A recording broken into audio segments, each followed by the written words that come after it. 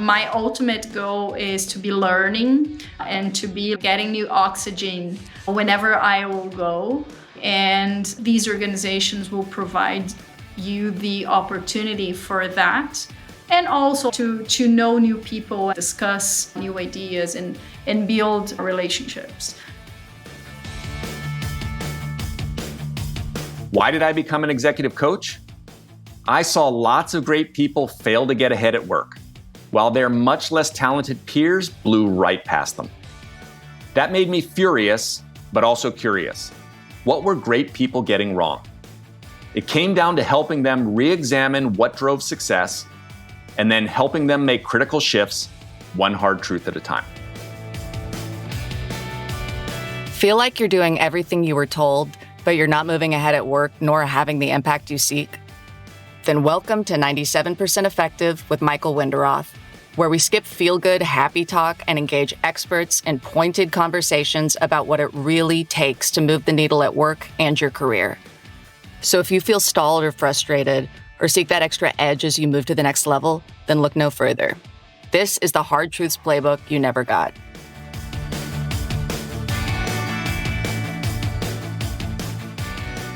Hi, I'm Michael Winderoth, and you're listening to 97% Effective. A career in tech can be extremely rewarding, but behind the flash, it can also be brutal. Fast-moving and disruptive means long hours, uncertainty, and the pace and challenges get compounded when you're working internationally in emerging markets.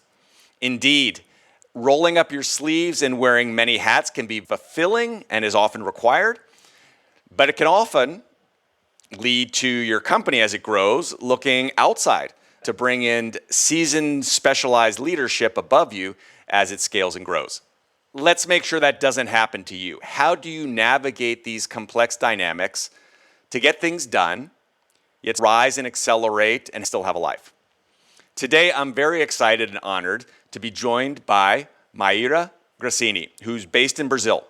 We're going to discuss lessons from managing her own career in tech in Latin America and from mentoring other C-suite leaders. Maíra is General Manager, Latin America at Atlas, a global technology platform that enables critical HR people ops without the need of a local entity. Being named General Manager at Atlas caps a long series of progressive roles she has held at global and local tech pioneers, including Atos, Salesforce, Zendesk. She also advises startups, angel invests, and amid her many awards, was named Mentor of the Year for her work with C-level executives at Endeavor, the leading global community for high-impact entrepreneurs. Maíra, I'm so glad we could get on your busy travel schedule, crisscrossing Latin America and up to Chicago. Welcome to 97% Effective. Hey, Michael, thanks for having me. Thanks for the invitation. And I keep you as one of my best advisors at Stanford. So I really appreciate the opportunity of having this conversation with you today. Yes, it was an immense pleasure to meet you and get to know you at Stanford. You grew up in Brazil, a humble upbringing, and have held dozens of roles, as I mentioned, over the past 20 years in the tech industry in Latin America. First of all, I do want to say again, huge congrats on being General Manager, Latin America at Atlas.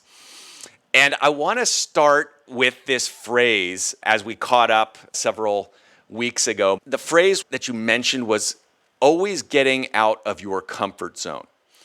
You talked about that as being very central to rising and managing transitions in the tech industry. So maybe we just start here is why is that so central and important, and an example of what you mean by that?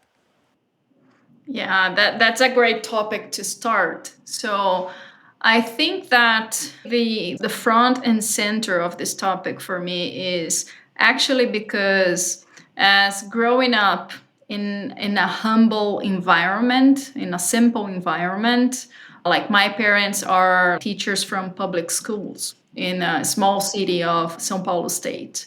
So I actually never got as a child a comfort zone, right? I was always needing to be acting and creating opportunities for myself and looking ahead also as well, like how can I support my family, my parents, and so forth. So I think this was my roots. I've never had like a really comfortable life, let's say, from the beginning. But in the end of the day, we are, as humans, it's easy for us to get in our comfort zones all the time, right? So what I do and what I did was to be conscious about that and aware that whenever I was getting into a comfort zone, okay, oh, this is me like getting warm in this place. I should go away. So first of all, I think it's my roots. Some examples. When I was in my small tiny city, I always knew that I wanted to work in tech, in marketing or sales. And I needed to go away from my city, like to do a college, start working from the first semester, let's say, to pay my bills and to start my life.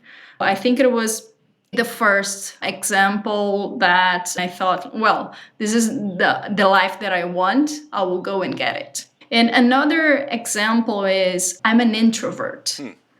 And I knew that wanting to be in sales or marketing and wanting to be a leader, I needed to exercise it or to make it more natural to expose myself and to connect with people closely. I say now that I'm a well exercised introvert. Right. I love to connect with people, and I found a way to do that naturally. Another example for me was that during most of my career, I was only leading marketing in tech companies, but I was never like a squared professional, like a cookie cutter. I was always trying to impact further, like how can I support another area, like how can I support other people. I was always curious and dedicated to make it work and to put myself in a learning mode. So I think these are points that are key for me when I think about comfort zone. It sounds like going out of your comfort zone came from very early, almost necessity, right? From being in a small town to wanting to launch that career in technology. A lot of ambition, curiosity. It sounds like it's very internal. You just decided you needed, when it was getting comfortable, to disrupt it. Sounds very tech. But was it internal, or was there anything external that was also pushing you out of your comfort zone or pulling you out of your comfort zone? Yes, during my career, I had great partners and great mentors as well. There is one 5 years after I went out of college, and I was not in the tech scenario, but I wanted to be. One of my best leaders, he said, yeah, come here. It was at Siemens IT at the time that then was acquired by Atos. I spent 4 years in the company. He's a great colleague until today. So yes, I had several advisors or mentors, women and men that supported me. Maíra, the thing that jumps off when you see your resume, I'll be very blunt about it, is that a lot of your career growth has come from switching and moving to new opportunities at new companies versus, say, staying in one company and moving up. If we could talk about that dynamic, because, in this day and age of let's retain the top talent, it seems some ways kind of sad that we need to change companies, and there is research around this that is often the way people advance. Is that a hard truth about the best way to grow or what you've experienced or even seen? Yeah, this is a big topic for everyone that is trying to grow in their careers. I think part of my journey, yes. I think it's one of the ways to grow and move up yes, is switching, but maybe it's not clear on my LinkedIn. But during the 4 years that I spent in Atos, for example, I went there as an analyst. And then I grew there, promoting every year until a manager, head of marketing for the region. Same thing at Salesforce, entered there as a manager, individual contributor, helping Salesforce when they were launching in Brazil. I spent 2 wonderful years there with a lot of learning on this new world of SaaS and hypergrowth. Was promoted during the time there and led a team and so forth. Same thing at Zendesk. I started as a director of marketing and was promoted during my time twice there. But yes, when I switched, I always had like bigger responsibilities. But I think that I'm always trying to impact more and do more. When I feel that I could do more and use more of my potential, I will just make it clear to the organization or look for what I want to learn or do next. One of the things that really struck me that you said you were always trying to grow and looking where you could make more impact. And you said this phrase that you made it clear to people that you were interested, that whether that's presumably bosses or above. Could you be more specific about that? Because there's a lot of people who expect their great work to be seen. There's also those who kind of demand. What is the way to make it clear to people that you're ambitious or that you want to do things? How did you do that? Yeah, I think the first thing is to have a great partnership and a great trust building with your boss, and really having discussions on career progression, but in demonstrating first. So when I made it clear, was like first like delivering good results, delivering progress, having like peers or other areas recognizing the job of my team and like growing my team, like developing the people that were within my area of leadership. That's the first thing. I don't believe that in progression without building good relationships, close relationships, being aware of your strengths and points of improvement as well, and demonstrating, right, your potential through numbers, through data, through results. You are a marketer, but there's a lot of communicating what you are doing with your boss and making that clear. And I like the word. You said partnership. You've used that word a lot.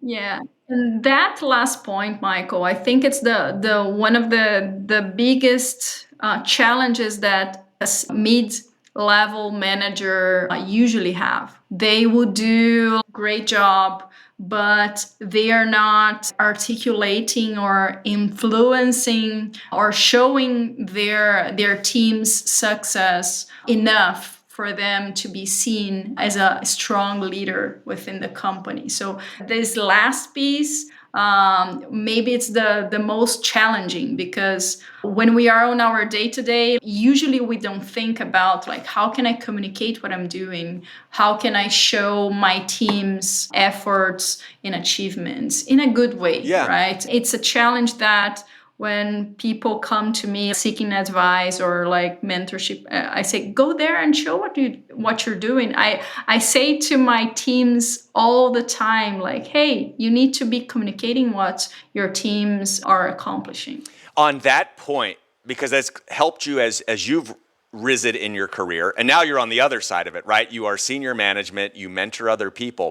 For those who are out there listening who are middle and rising, when you say communicate it, is there an effective specific technique or something from Maíra's playbook of good ways to do that? The first thing is that our companies usually have a lot of internal channels, right? And there are a lot of ways for us to participate and demonstrate progress or achievements or giving good news, right? So this is one of the things that I usually advise my teams and even my direct reports to do. Yeah. Like, hey, this will be beneficial for other people to know that is going on. Go there and do it. The other thing is to be asking for more. Can I have stretch assignment? Can I take a new project? Or I saw this problem, I went there and fixed it. Can you take a look? Or what do you think about that? Right? Or I have a new idea. I know that we're having this issue. Let me go there and fix. A lot of times I've done that. And this is a good way, like solving problems is a good way for you to show your potential. And another thing that I love when I see some of my people on my network starting doing is have an opinion. Every leader has an opinion. Like, one of the traits of a good leader is to share their vision, like their opinion. Go there and share it. We have LinkedIn, you have your network. Go there and share your vision about one topic or how you solved a problem. And I love when people start doing that and I go there and say, yes, I like what you're doing. In the end of the day, it's important as a service. When I started realizing that for myself, I was, I will be overselling me or my job or my team. But then I thought, no, I'll be sharing information. It will be beneficial to other people. It will be a service and it's genuine, right? So when you start thinking about that and connecting that to your values, it won't sound arrogant or like bragging or overselling. So these are some of the examples and tips that I do it for myself, and I often advise people to do that. And I like that your sharing is in service to others, or others in the organization may not know the things that you know, or your opinions or observations about certain things. You've been listening to 97% Effective with your host, Executive Coach Michael Winderoth. If this interview is making you think, make sure to share it with a friend. Now, back to our interview. There's this huge theme of being proactive. Love what you said about maximizing use of internal channels, asking for more, and having a point of view. This brings up another topic that you and I have discussed, that you had mentioned throughout your career. You had made a mental shift in how you saw yourself and also in how you talked about yourself. Can you share more about that? Because it feels like there's some important pieces there, particularly for people out there listening as they're moving up in their career. Yeah. That was a big awakening that I had for me personally and professionally. And I like to talk about that because it was painful. And now that I overcame it, I'd love to share it so it will benefit other people. So I had a career until one point that was super linear, like step by step, growing, very successful, until I failed the first time. I left Zendesk, and at that time I was already inserted in the ecosystem of startups in Brazil and Latin America. I was at Endeavor at that time, and I thought, well, I supported a lot of multinational companies to come to Latin America and scale and grow.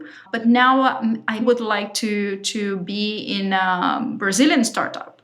I went to Ebanks, which is a fintech from Brazil, to lead their global marketing team. The company was in the midst of an IPO, and then things changed. And then they needed to review the operations entirely and all the strategies. It wouldn't make sense for me to be there anymore. So I left the company, and it was my first failure. and my setback, let's say. And that never happened to me. Like nothing in my life went wrong. This is what I thought at the time. Wow. But then I learned that actually, like, it's part of the game, it's part of the career. That doesn't define me. And once I had a conversation with Mariano Gomide, which is the founder and CEO of Vitex, which is a Brazilian company. We were chatting and he asked me, how many times you failed? And he said, you need to have failures. You need to be failing or doing errors, like making things not working in your career so you can progress. And at that time, I realized, okay, that happened. That changed how I view myself and how I viewed setbacks. Okay, it was just a setback. And then I could use it to propel myself to the next challenges. So it was a big learning. Does that come up in subsequent interviews or when you're being recruited? And how do you talk about it? Yeah, I talk like naturally, right? That didn't work when I was interviewing for the job in Atlas with Rick Hamill, which is the founder and CEO. Like I said, well, that happened. Like maybe I wasn't for the company at that time and the company wasn't for me at that time. And if it happens again, I know that it won't end my career. I say like I'm in Atlas right now, but things can change, right? And in this startup tech scenario, like everything can change. But anyhow, like I still know my value. I still know who I am, my potential, and I know I can be progressing. You've also talked a lot about, and you refer to this as a skill that more women need in the workplace, referring to getting out of your own way. What do you mean by that? And how did you get out of your own way? Yeah. So thinking about women and men in the workplace, in the society, right? We have evidence that like women are still behind in many ways in salary, in leadership positions, and so forth, right? So some time ago, I realized that first we need to sit at the table, let's say. We need to be constantly showing up. We need to be having allies, men and women in our career. We should be speaking for others, to be helping each other to advance. It sounds like you have had a lot of allies, mentors yourself. How did you build those? What was the key to, because it sounds like those people also helped push you forward and get out of your own way. Yeah. One thing that was very strong for me was when I read a book from Sheryl Sandberg. There is a chapter that calls "Are You My Mentor?" I took that for life and I think about it all the time. She says that you don't want like, or you shouldn't go and seek and ask someone to be your mentor or your ally or your advisor. You need to build a relationship. And when I say that I have some mentors and allies in my career is that like I build confidence and strong relationships with some people that I truly care about, that we have an exchange. I have something to give. I can support and the person can support as well. So I think maybe the first thing for people like seeking for mentors and coaches is for you to build a relationship with the people, with the person that you want someday for he or she to become your mentor, and also to be giving and sharing and supporting before you get any like insight or any benefit from these relationships. Do you just reach out to them? Let's grab a cup of coffee. It sounds like there may be multiple ways you've done this. On a practical level, what does building a relationship look like that first or second time you reach out to someone? Well, I think in my case, that happened within the organizations I was in. I leveraged some of my organizations or hubs to know people and to contribute with people. Yeah. Let's talk about those organizations or hubs. Like you said, this is a great way of building some of those relationships. Because I wanted to ask you, clearly in the last couple of years, your career has really taken off. And with that has come, or maybe kind of prior to it, significant awards, a lot of affiliations, your role at Endeavor, the work you did at Stanford. There's this strong evidence, too, that those types of things, awards and affiliations, help build the network, also create visibility. Can you talk about how that has benefited you, or you see that benefiting other people? Yeah, affiliations or hubs or memberships are a great way for you to, well, first give back and to know people and to build relationships. For example, at Endeavor, I learned a lot, but I also donated my time for many C-levels from many startups, and I mentored for months some of them, and we are like close friends today. So I think it's a way for you to know people and for you to learn. My ultimate goal is to be learning and to be getting new oxygen whenever I will go. And these organizations will provide you the opportunity for that, and also to know new people, discuss new ideas, and build relationships.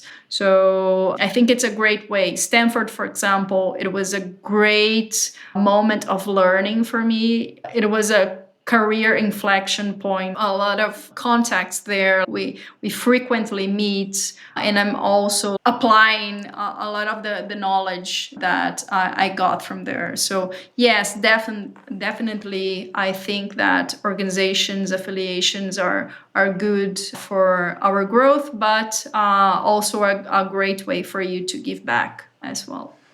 It's a wonderful image of getting new oxygen. That seems to be what you need if you're moving out of your comfort zone or you're doing new things. And by the very definition of the sector you're in, getting new ideas and innovating.